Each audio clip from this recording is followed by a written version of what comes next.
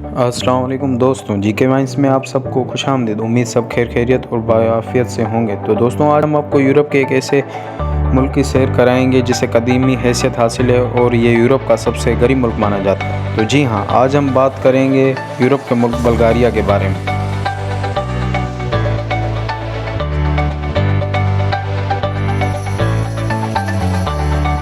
ये यूरोप का नहायत ही कदीमी मुल्क माना जाता है और ये यूरोप का गरीब मुल्क भी माना जाता है। बल्गारिया को 16 लार्जेस्ट कंट्री यूरोप का कहा जाता है और बल्गारिया को 7th सेंचुरी में डिस्कवर किया गया। ये मुल्क उन लोगों के लिए नहायत ही शाहकार है जिनको हिस्ट्री और मॉडर्निटी दोनों से लगाव है, तो ये मुल्क उनके लिए बहुत ही अनमोल साबित होगा। अगर आपको यूरोप की मॉडर्निटी और हिस्ट्री देखनी है तो ये मुल्क आप ही के लिए है।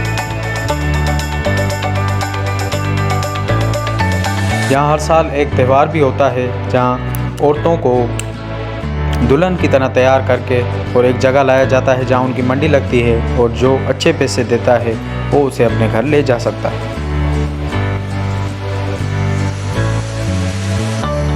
बल्गारिया का कैपिटल सोफिया है और इसकी ऑफिशियल लैंग्वेज जो है वो बल्गारियन है। बल्गारिया को एक तारीखी हैसियत हासिल है और ये यूरोप का कदीम मुल्क माना जाता है। और आपको ये बात जानकर निहायत ही ताजुब होगा कि ज़ाहिरी इतना खूबसूरत और प्यारा दिखने वाला ये मुल्क यूरोप का गरीब मुल्क माना जाता है। ज़ाहिरी बात की जाए तो हमारे एशिया में निहायत कितने ही गरीब मुल्क हैं जिनकी वाकई गरीबों वाली हालत है, और ये हमारे लिहाज से, एशियन लोगों के लिहाज से निहायत ही मॉडर्न मुल्क होगा।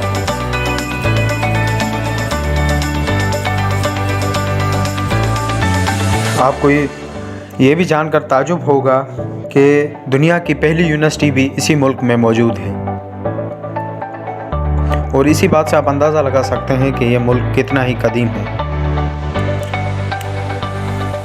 एक और जो इसे फोकियत हासिल है वो ये है कि दुनिया का पहला फुटबॉल मैच भी इसी मुल्क ने होस्ट किया था।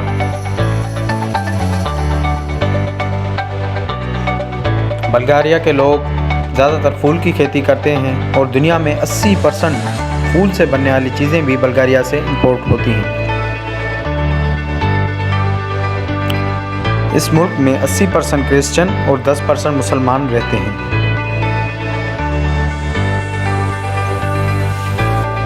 इस मुल्क के लोग निहायत ही पुरसुकून और ख़ूबसूरत हैं और निहायत ही खुश मिजाज लोग।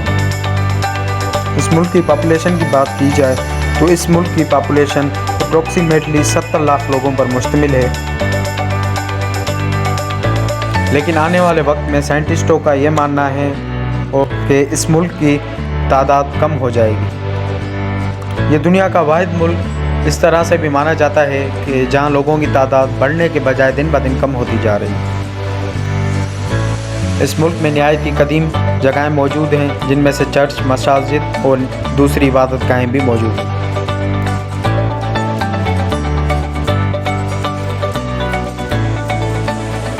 ये मुल्क यूरोप की मॉडर्निटी का एक निहायत ही आला शाहकार है।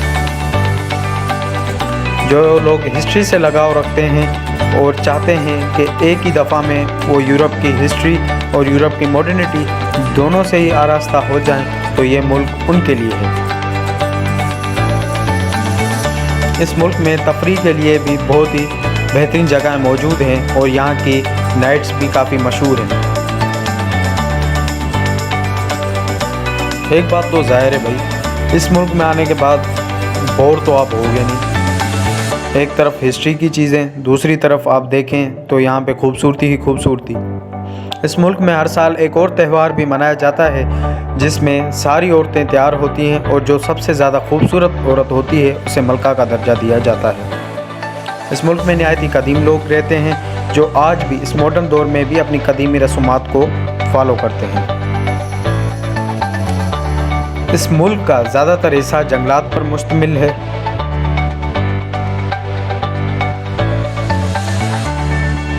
यह मुल्क देखने में निहायत ही खूबसूरत और पुरसुकून मुल्क है। यहाँ के लोग निहायत ही खुश मिजाज लोग हैं।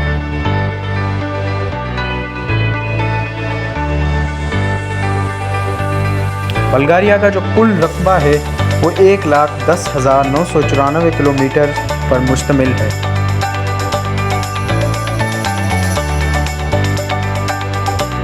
हैरत तो इस बात की है कि ज़ाहिर इतना खूबसूरत, मॉडर्न और प्यारा दिखने वाला मुल्क यूरोप का गरीब मुल्क माना जाता है। अगर कॉम्बिनेशन में हम देखें यूरोप और एशिया, तो हमारे तो तकरीबन 80% से 70% मेजॉरिटी जो कंट्रीज़ हैं एशिया के, वो तो इस लिहाज से अगर हम देखें तो सारे ही गरीब हैं।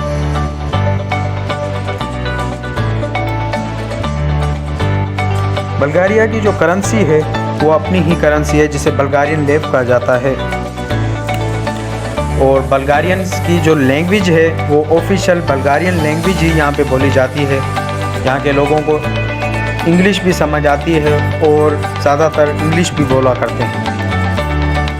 इस मुल्क में हर साल लाखों लोग घूमने आते हैं और इस मुल्क की खूबसूरती और मॉडर्निटी और हिस्टोरिकल प्लेसेस से लुत्फ़ अंदोज़ होते हैं।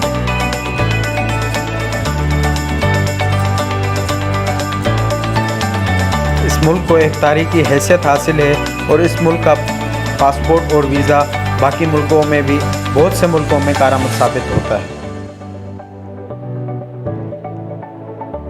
यह मुल्क सालाना स्पोर्ट्स पे भी बहुत खर्चा करता है और इस मुल्क में तालीम भी आला किस्म की है।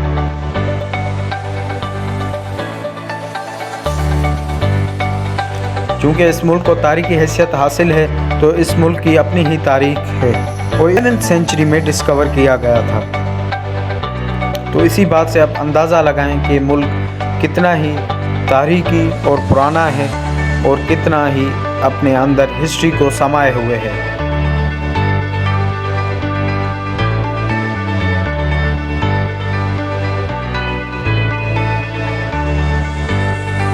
बल्गारिया निहायती पुरसुकून और एवरेज मुल्क माना जाता है। बल्गारिया में खाने पीने से लेकर होटलिंग तक हर चीज़ एवरेज रेट पर मौजूद है, ना ज़्यादा महंगी ना ज़्यादा सस्ती, एवरेज रेट पर। यहाँ पे बहुत से म्यूज़ियम भी मौजूद हैं जिनको आज के दौर में मॉडर्निटी दे दी गई है, पर उनके अंदर चीज़ें आज भी वहीं हिस्टोरिकल मौजूद हैं। जो लोग हिस्ट्री से प्यार रखते हैं वो यहाँ ज़रूर विज़िट करें। उम्मीद है आज का व्लॉग आपको पसंद आया होगा। दुआ में याद रखिएगा, चैनल को सब्सक्राइब करना ना भूलें। शुक्रिया, अल्लाह हाफ़िज़।